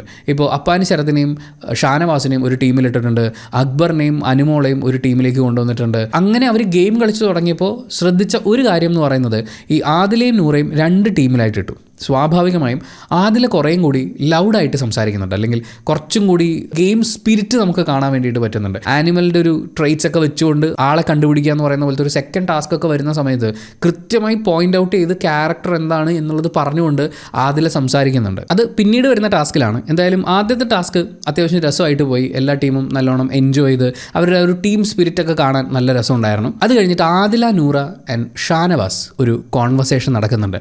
അവിടെ എനിക്ക് തോന്നി ഈ നൂറ കാണിക്കുന്ന അത്രയും പോലും പക്വത, നമ്മൾ പ്രായം കൊണ്ട് അവർക്ക് പക്വത കുറവാണ് എന്നൊന്നും പറയാൻ പാടില്ല, എന്നാൽ പോലും വളരെ സൈലൻ്റ് ആയിട്ട് നിൽക്കുന്ന, ഇപ്പം നമ്മൾ കമ്പയർ ചെയ്ത് നോക്കുമ്പോൾ അതിലെ നൂറയാണെങ്കിലും മറ്റ് പ്ലേയേഴ്സിനെയൊക്കെ ആണെങ്കിലും നൂറയുടെയൊക്കെ ഒരു സംസാരത്തിലൊക്കെ ചില സമയത്ത് വരുന്നൊരു കാര്യമുണ്ട്, അങ്ങനെ വന്നാൽ നമ്മൾ എന്ത് ചെയ്യാനാ എന്നൊക്കെ പറഞ്ഞ് നിൽക്കുന്ന ആ നൂറ പോലും ഷാനവാസിനേക്കാൾ പക്വതയോടുകൂടി ഈ വിഷയത്തെക്കുറിച്ച് സംസാരിക്കുന്നുണ്ട്. ഷാനവാസിൻ്റെ ഗെയിം പ്ലേയെക്കുറിച്ച് അവർ സംസാരിക്കുമ്പോൾ ബിൻസി പോയ സമയത്തുള്ള പ്രഹസനം നിങ്ങളെല്ലാവരും കണ്ടതല്ലേ എന്ന് ഷാനവാസ് ചോദിക്കുന്നുണ്ട്. അപ്പോൾ അതിലെ നൂറയൊക്കെ തിരിച്ചു ചോദിക്കുന്നുണ്ട്, അവർ ഔട്ടായി പോയ കണ്ടസ്റ്റൻ്റ് അല്ലേ, അവരെയും കൂടി ബേജാറാക്കുന്ന രീതിയിൽ സംസാരിക്കാമോ? മാത്രമല്ല അയാൾക്കൊരു ഫാമിലി ഇല്ലേ, അപ്പോൾ ഫാമിലിയെ തൊട്ട് കളിക്കുന്നതൊക്കെ മോശമല്ലേ എന്നൊക്കെ നൂറ വളരെ കൃത്യമായിട്ട് ചോദിക്കുന്നുണ്ട്. അപ്പോൾ പോലും ഷാനവാസ് പറയുന്നത് അതെൻ്റെ സ്ട്രാറ്റജിയാണ് എന്നാണ്. ഞാനൊരു സൂചന കൊടുത്തല്ലേ ഉള്ളൂ, ഞാൻ മൊത്തത്തിൽ പറയാത്തത് ഞാൻ പല കാര്യങ്ങളും പരിഗണിക്കുന്നതുകൊണ്ടാണ്, എനിക്കൊന്ന് പേടിപ്പിച്ച് നിർത്തുക, അതാണ് എൻ്റെ സ്ട്രാറ്റജി എന്നൊക്കെ ഷാനവാസ് അപ്പോഴും പിന്നെയും പറയുന്നുണ്ട്. ഇവിടെ എന്താ പ്രശ്നം എന്ന് വെച്ചാൽ ഷാനവാസ് വിചാരിക്കുന്നത് ഷാനവാസ് മറ്റേ ക്ലൂ കൊടുക്കുന്നു എന്നുള്ളതാണ്. പക്ഷേ ഷാനവാസ് പറയുന്ന കാര്യങ്ങൾ വെച്ച് പുറത്ത് ഇത്രയൊക്കെ ബിൽഡ് ചെയ്ത് വെക്കും എന്നുള്ളത് ഇതിനകത്തേക്ക് കയറിപ്പോണതിന് മുമ്പ് ഷാനവാസിനെ അറിയാമല്ലോ. മാത്രമല്ല അപ്പാനി ചരത്തും ഷാനവാസും ഒക്കെ ഈ ഗെയിം തുടങ്ങുന്നതിന് മുമ്പും പരിചയക്കാരായിരുന്നു എന്ന് പിന്നീട് ജിസയിലുമായിട്ടുള്ളൊരു കോൺവെർസേഷനിൽ നമുക്ക് മനസ്സിലാവുന്നുണ്ട്. ഇതേ എന്താണെന്ന് വെച്ചാൽ ഈ ഹൗസിനകത്ത് നടക്കുന്ന ഗെയിമിനെ വളരെ പേഴ്സണലായിട്ട് എടുത്തിട്ട് പുറത്ത് വെച്ച് അപ്പാനി ചരത്ത് എന്നോട് കാണിച്ച സൗഹൃദം പോലും ഫേക്ക് ആയിരുന്നു, അവൻ്റെ കാര്യങ്ങൾ നേടാൻ വേണ്ടിയിട്ടായിരുന്നു എന്ന് വിലയിരുത്തുകയാണ് ചെയ്യുന്നത്. This is A game, individually കളിച്ച് ജയിക്കേണ്ട ഒരു ഗെയിമാണ്. അവിടെ പല സ്ട്രാറ്റജികളുണ്ടാവും, അങ്ങോട്ടും ഇങ്ങോട്ടും ഗ്രൂപ്പുകളൊക്കെ ഉണ്ടാവും. മാമനാണ് മച്ചമ്പിയാണെന്ന് പറഞ്ഞ് നോക്കി നിന്നാലൊന്നും കളി നടക്കില്ല. പക്ഷേ ആദിലെ നൂറയുടെ അടുത്തും ഷാനവാസ് ഇത് തന്നെയാണ് സംസാരിക്കുന്നത്. ഈ കോൺവെർസേഷൻ നടക്കുമ്പോൾ ജിസയിലും ആര്യനൊക്കെ ഉൾപ്പെടുന്ന മറ്റൊരു ഡിസ്കഷൻ പാരലലി നടക്കുന്നുണ്ടായിരുന്നു. അവിടെ വെച്ച് ജിസയിൽ പറയുന്നു ആദില നൂറയ്ക്ക് അങ്ങനെ ഗെയിം ഒന്നുമില്ല. അത് വളരെ നല്ലൊരു ഒബ്സർവേഷൻ ആയിരുന്നു. അവർക്കിപ്പോൾ ആക്ച്വലി ഗെയിം ഒന്നുമില്ല. ഇവർ സെക്കൻഡ് ടാസ്കിൻ്റെ ഭാഗമായിട്ട് കുറച്ച് ജീവികൾ, അതിലേതാണ് ഇവരുടെ ക്യാരക്ടേഴ്സ് എന്നൊക്കെ പറയാനുണ്ടായിരുന്നു. അതിൽ ഈച്ച വന്ന സമയത്ത് എനിക്കും പറയണമെന്നുണ്ടായിരുന്നു, അത് കറക്റ്റ് ആദില നൂറയാണ്. അവർ ഈച്ചയൊക്കെ ഇരിക്കുന്ന പോലെ എല്ലായിടത്തും പോയി ഇരിക്കും, ആ ഒരു രീതിയിലാണ് പോകുന്നത്. അതുപോലെ ഇവർക്ക് പൂമ്പാറ്റകൾ എന്ന് പേരിട്ട് കൊടുത്തത് വളരെ കറക്റ്റായിരുന്നു എന്ന് തോന്നി. കാരണം പൂമ്പാറ്റ മറ്റേ ഒരു പൂവിലിരുന്ന് അവിടുന്ന് മറ്റേ പൂമ്പടി കുടിച്ച് അടുത്ത പൂവിലേക്ക് പോയിരുന്ന് അങ്ങനെയാണല്ലോ ഈ പരാഗണം നടത്തുന്നത് എന്ന് പറയുന്നത് പോലെ അപ്പാനി ശരത്തിൻ്റെ അടുത്ത് സംസാരിക്കുന്നു, അവിടുന്ന് ഷാനവാസിനോട് പോയി സംസാരിക്കുന്നു, ഷാനവാസ് പറയുന്നത് അപ്പാനി ശരത്തിനോട് സംസാരിക്കുന്നു. അങ്ങനെ അവർക്കിടയിലുള്ള പ്രശ്ന പരിഹാരം കണ്ടെത്താൻ വേണ്ടിയിട്ടുള്ള ഒരു പൂമ്പാറ്റ ജോലിയാണ് അവരവിടെ ചെയ്യുന്നത്. എന്തായാലും ജിസേലിൻ്റെ ഒബ്സർവേഷൻ വളരെ കറക്റ്റായിരുന്നു. അതിനോട് ചേർത്ത് ആര്യൻ ആഡ് ചെയ്യുന്ന കാര്യങ്ങളും കൂടിയുണ്ട്. അതും നോട്ട് ചെയ്യേണ്ട കാര്യം തന്നെയാണെന്നാണ് തോന്നുന്നത്. കാരണം ഇവർ കുത്തിത്തിരിപ്പുണ്ടാക്കുന്നു എന്ന് തോന്നുന്നു എന്ന് പറഞ്ഞതിന് ശേഷം ഒരു സ്ഥലത്ത് പോയിരുന്ന് അവർ പറയുന്നത് മുഴുവൻ കേൾക്കും, എന്നിട്ട് അതിനെക്കുറിച്ചൊരു ഒപ്പീനിയൻ ഉണ്ടാക്കും. അപ്പോൾ അവർക്ക് സന്തോഷം, ഒരു ഒപ്പീനിയൻ കിട്ടിയല്ലോ, അപ്പോൾ അതാണ് കാര്യം, അവരുടെ ഭാഗത്താണ് പ്രശ്നം എന്ന് വിചാരിക്കും. എന്നിട്ട് ഈ ഒപ്പീനിയനുമായിട്ട് അടുത്ത സ്ഥലത്ത് ചെന്നിരിക്കും, അവിടെ ചെന്നിരിക്കുമ്പോൾ അവിടെ നിന്ന് കുറേ ഒപ്പീനിയൻ കിട്ടും, അപ്പോൾ അതാണ് ശരിയെന്ന് വിചാരിക്കും എന്നുള്ള രീതിയിൽ ഇവർ മുന്നോട്ട് പോകുന്നു എന്ന് ആര്യൻ സൂചിപ്പിക്കുന്നുണ്ട്. തൊട്ടടുത്ത് ഈ കാര്യം ശരിവെക്കുന്നത് പോലെ ആദില ചെന്ന് അപ്പാനി ശരത്തിൻ്റെ അടുത്ത് സംസാരിക്കുന്നുണ്ട്. അപ്പോൾ ഷാനവാസിനോട് സംസാരിച്ച് അതങ്ങ് സോൾവ് ചെയ്തൂടെ എന്നുള്ള രീതിയിൽ ഒരു മീഡിയേഷനാണ് അവരവിടെ ഉദ്ദേശിക്കുന്നത്. സത്യത്തിൽ ഇവർ നന്മയാണ്, അതായത് രണ്ട് കൂട്ടുകാർ തമ്മിൽ അല്ലെങ്കിൽ രണ്ട് പ്ലെയേഴ്സ് തമ്മിൽ എന്തിനാണ് വ്യക്തിപരമായ ഒരു വൈരാഗ്യമുള്ളത്? മാത്രമല്ല പുറത്തിറങ്ങിപ്പോയ ഒരു കണ്ടസ്റ്റൻറ്റ് ഫാമിലി മാറ്റേഴ്സ് വെച്ച് സംസാരിക്കുന്നു. നല്ല ഉദ്ദേശത്തോടു കൂടിയാണ് അവരിത് ചെയ്യുന്നത്. പക്ഷേ ഇവരെന്താണ് ചെയ്യുന്നതെന്ന് എക്സാക്ട് ധാരണ ഇല്ലാത്തതുകൊണ്ട് ആര്യനും ജിസയിലും അടക്കമുള്ള ആളുകൾ അവരെ ഭയങ്കരമായിട്ട് തെറ്റിദ്ധരിക്കുന്നുണ്ട്. അപ്പാനി ശരത്ത് ആദിലോട് പറയുന്നുണ്ട് അത് ഷാനവാസിൻ്റെ വിവരക്കേടാണ്, അങ്ങനെ പറഞ്ഞു എന്ന് വെച്ചാൽ പക്ഷേ അത് കുഴപ്പമില്ല, എനിക്കിത് സോൾവ് ചെയ്യാൻ ആഗ്രഹമുണ്ട് എന്നുള്ളതാണ്. എന്തായാലും ആദില ശരത്തിനെ പറഞ്ഞ് കൺവിൻസ് ചെയ്ത് ഈ അപ്പോളജൈസ് ചെയ്ത് ഈ പ്രശ്നം അങ്ങോട്ട് ഒതുക്കി തീർക്കുമെന്ന് പറയുന്നു. അതിനുശേഷം ഷാനവാസിനോട് ചെന്ന് ഈ പ്രശ്നം അപ്പാനി ശരത്ത് വന്ന് സംസാരിക്കും, അത് സോൾവ് ചെയ്യണമെന്ന് പറയുമ്പോൾ അപ്പോഴും ഷാനവാസ് പറയുന്നത് ഞാനിത് സോൾവ് ചെയ്യില്ല, അവനൊരു പേടിത്തൊണ്ടനാണ്, ആൻഡ് ഞാൻ എൻ്റെ നിലപാട് മാറ്റില്ല എന്നൊക്കെയാണ് പറയുന്നത്. ആക്ച്വലി ഇതൊരു നിലപാടല്ല, ഇത് ഒരാളുടെ പേഴ്സണൽ ലൈഫിനെ ബാധിക്കുന്ന, പുറത്ത് അനാവശ്യമായ ഒരുപാട് ടോക്ക് ഉണ്ടാക്കി കൊടുക്കാൻ പറ്റുന്ന രീതിയിലുള്ള ഒരു വളരെ മോശം സ്ട്രാറ്റജിയാണ്. പക്ഷേ ഷാനവാസ് അതും എടുത്തു പിടിച്ച് അപ്പാനി ശരത്തിനെ പേടിപ്പിച്ചിട്ട് ഞാൻ ജയിച്ചു, ഇനി അടുത്തത് ഞാൻ എന്ന് പറയുന്ന പോലെ അങ്ങനെ വിശ്വസിച്ച് നടക്കുകയാണ്. അത് കഴിഞ്ഞ് അപ്പാനി ശരത്ത് ഷാനവാസിനോട് സംസാരിക്കാൻ വേണ്ടിയിട്ട് ശ്രമിക്കുന്നുണ്ട്. അപ്പോഴൊന്നും ഷാനവാസ് അടുക്കുന്നില്ല. ഈ ആദ്യത്തെ ഒരു ശ്രമം നടക്കുന്നത് ബെഡ്റൂമിൽ വെച്ചിട്ടാണ് നമ്മൾ കാണുന്നത്. അപ്പോൾ അവിടെ രേണു മാത്രമാണ് എക്സ്ട്രാ ഉള്ളത്. അപ്പാനി ശരത്ത് ആത്മാർത്ഥമായിട്ട് ശ്രമിക്കുന്നുണ്ട്, പക്ഷേ ഷാനവാസ് പറ്റൂല എന്ന് പറഞ്ഞ് എണീറ്റ് പോവാണ്. അപ്പോൾ ആ സ്ഥലത്തുള്ള ഓൾറെഡി തൻ്റെ ദുഃഖം പങ്കുവച്ചിട്ടുള്ള ആളാണല്ലോ രേണു. അപ്പോൾ എന്താ ചേച്ചി ഇങ്ങനെയെന്നൊക്കെ ചോദിക്കുമ്പോൾ രേണുവിൻ്റെ സംസാരമൊക്കെ എനിക്ക് ഭയങ്കരമായിട്ട് ഇഷ്ടപ്പെട്ടു. ഓരോരുത്തരുടെ ക്യാരക്ടറല്ലേ പൊന്നെ എന്നാണ് പറയുന്നത്. അതൊരു ഭയങ്കര ക്ലോസ് ആയിട്ട് അവർ ഈ ഗെയിമിലില്ല, അവർ അവിടെ ഉണ്ട്, അവിടുത്തെ കാര്യങ്ങളൊക്കെ കാണുന്നുണ്ട്, എല്ലാവരും നല്ല മനുഷ്യരല്ലേ എന്ന് പറയുന്ന അങ്ങനത്തെ ഒരു സംഭവമാണ്. അല്ലാതെ ഒരു പേര് വിളിക്കുക അല്ലെങ്കിൽ ഏതെങ്കിലും ഒരു അങ്ങനെ ഒന്നുമില്ല. അവർ വളരെ കാഷ്വലായിട്ടാണ് അവിടെ ഇരിക്കുന്നത്. അപ്പോൾ അതൊക്കെ ഓരോരുത്തരുടെ ക്യാരക്ടറല്ലേ എന്ന് പറഞ്ഞിട്ട് പിന്നീട് പറയുന്നൊരു ഡയലോഗ്, ഇനി ഒരു 86 ദിവസം കൂടിയല്ലേ ഉള്ളൂ. അതായത് അവിടെ അങ്ങനെ ഇരുത്തി കഴിഞ്ഞാൽ പുള്ളിക്കാരി ആ 86 ദിവസം അവിടെ ഇരുന്നോളും. അതിനെ അത്രയും കാഷ്വലായിട്ടാണ് കാണുന്നത്. ഇതേ കാര്യം നിങ്ങൾ അക്ബറിനോട് ചെന്ന് പറഞ്ഞാൽ ഇനി 86 ദിവസം ഉണ്ടല്ലേ, അപ്പോൾ നമ്മൾ ഇങ്ങനെ ചെയ്യണം എന്ന് പറയുമായിരിക്കും. ആര്യനോട് പറഞ്ഞാൽ ആര്യനും ആ 86 ദിവസത്തിൻ്റെ സീരിയസ്നെസ് പറയും. പക്ഷേ രേണുവിനിത് ഇനിയൊരു 86 ദിവസം കൂടിയല്ലേ ഉള്ളൂ എന്ന് പറഞ്ഞ് അപ്പാനി ശരത്തിനെ ആശ്വസിപ്പിക്കുക എന്നുള്ളതിനപ്പുറത്തേക്ക് ആ 86 ദിവസം അതിൻ്റെ അകത്ത് ജീവിക്കണമല്ലോ അല്ലെങ്കിൽ പിടിച്ചു നിൽക്കണമല്ലോ എന്ന് പറയുന്ന ടെൻഷനൊന്നുമില്ല. അത് കഴിഞ്ഞ് അപ്പാനി ശരത്ത് ഷാനവാസിനോട് വീണ്ടും സംസാരിക്കാൻ ചെല്ലുമ്പോൾ അവർക്കിടയിൽ ജിസയിൽ ഇരിപ്പുണ്ട്. ജിസയിൽ ഇരിക്കുന്ന സമയത്തും ഇവർ അവരുടെ ഗെയിം അങ്ങനെ ശരിക്കും പറഞ്ഞാൽ അങ്ങോട്ടും ഇങ്ങോട്ടും ഈ ചർച്ച ചെയ്തുകൊണ്ടിരിക്കുന്നത്. ആ സമയത്ത് അപ്പാനി ശരത്ത് പറയുന്നുണ്ട് എൻ്റെ അടുത്ത് ഇങ്ങനെയൊക്കെ ദേഷ്യം വരാനുള്ള കാരണം ഞാൻ അക്ബറിൻ്റെ ടീമാണെന്ന് വിചാരിച്ചിട്ടാണ്, പക്ഷേ അങ്ങനെ അല്ല എന്നൊക്കെയാണ്. അതായത് അക്ബറും അപ്പാനി ശരത്തും തമ്മിലുള്ള ഒരു ഫ്രണ്ട്ഷിപ്പ് ആ ബിഗ് ബോസ് ഹൗസിൽ മുഴുവൻ പാട്ടാണ്, പുറത്ത് നാട്ടുകാരുടെ ഇടയിലും പാട്ടാണ്. പക്ഷേ ഇതേ ആളാണ് ഷാനവാസിനോട് വന്നിരുന്ന് അങ്ങനെയൊന്നും ഇല്ല എന്ന് പറയുന്നത്. ഇത് ജിസയിലിരിക്കുമ്പോഴാണ് പറയുന്നത്. ജിസയിലിന് ചുമ്മാ പോയി അക്ബറിൻ്റെ അടുത്ത് പറഞ്ഞാൽ മതി, അക്ബറിൻ്റെ മനസ്സ് തകർന്നു പോകുന്നു, അപ്പാനി ശരത്തിനെ തള്ളി പറയുന്നു. ആക്ച്വലി അക്ബറിനെ അവിടെ പിടിച്ചു നിൽക്കാൻ അപ്പാനി ശരത്തിൻ്റെ ആവശ്യമില്ല.